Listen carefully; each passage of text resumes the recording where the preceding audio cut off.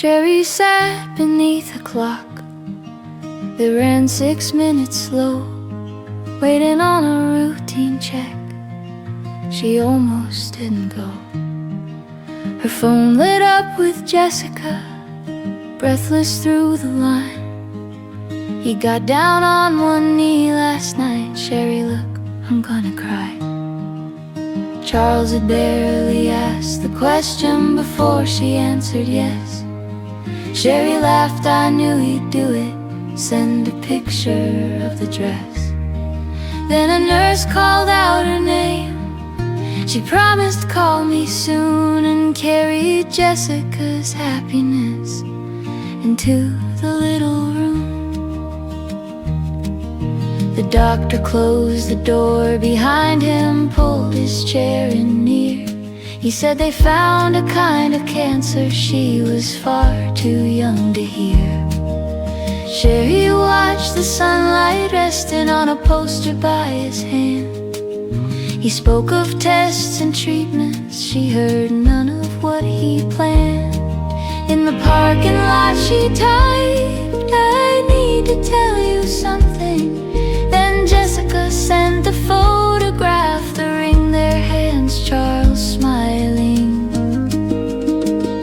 Sherry read her unfinished message, held her finger over send, then locked the screen and whispered, let her have this while she can. Let her have the day before the clouds come rolling in. Let her hold the bright thing before the hard thing must begin. There will be time for frightened words, for asking people to stay tonight. Let Jessica be happy.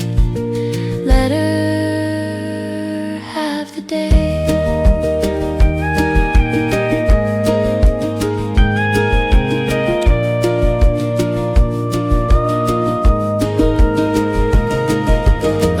Became 9 borrowed days of venues, flowers, rings. Sherry learned how joy could live beside unspeakable things. She finally called on Sunday. Jessica knew before she spoke. Then the line went quiet long enough for both their hearts to break. After that came hospital rooms, needles, scans, and chairs. Charles bringing coffee for them both, Jessica brushing Sherry's hair.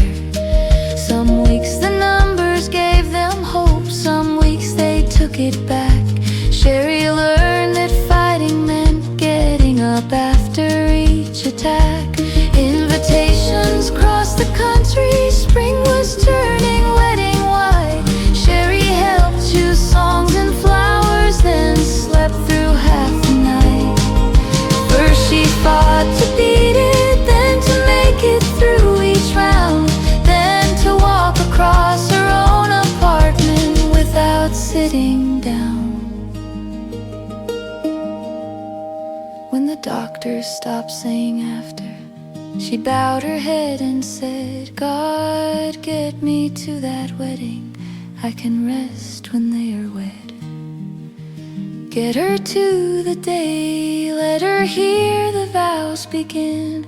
Let her see her oldest friend place that bright gold ring on him. She crossed chalk squares on both hands, pulled her supper from a stream, saved a seed and lost a good love, built a life from little things. Now there was one promise left, one place she had to stay. God, get Sherry to that wedding. Let her have the day.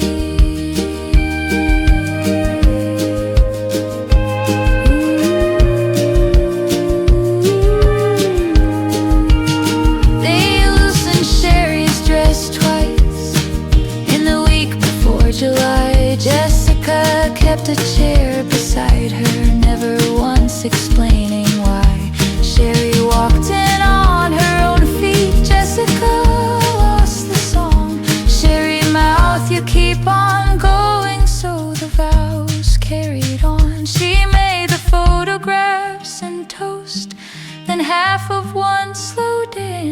Jessica held her like the girl who once reached out both hands before they left. Jessica whispered, "I don't have to go tonight." Sherry said, "You absolutely do. Charles has waited his whole life. This is the happiest day you'll have. Don't give it all to me. Go be happy with your husband. That's where you're supposed to be." Jessica kissed her on the forehead.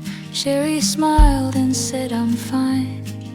The same small lie she'd always used to guard her friend's good time. Sherry went to bed one last time. She thanked God she made it there. Jesus told her, "You did well," and he watched Sherry walk upstairs.